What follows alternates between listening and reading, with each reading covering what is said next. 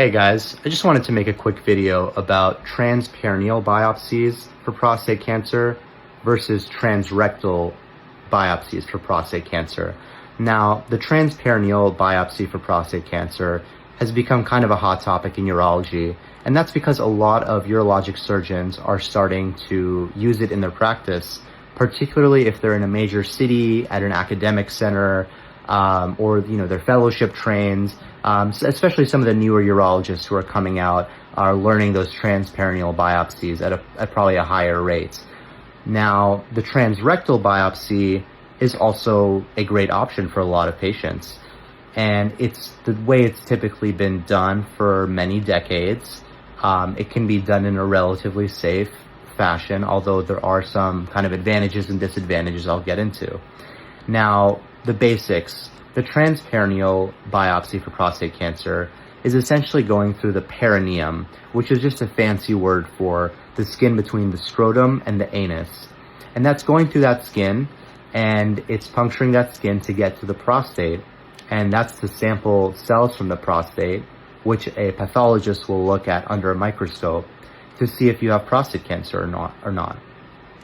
Now, the transrectal biopsy, on the other hand, the needle is actually coming at you kind of from a different angle, and it's puncturing the rectum, or the wall of the rectum, in order to get to the prostate. And same thing, they kind of take some samples of the prostate and look at those cells that they sampled under a microscope to determine if you have prostate cancer or not.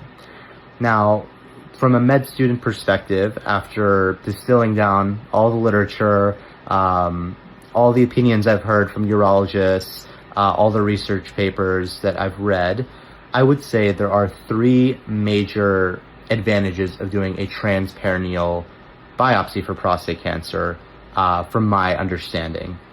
Now, the first one, and the most commonly cited one, is a relatively significant decrease in infection rate.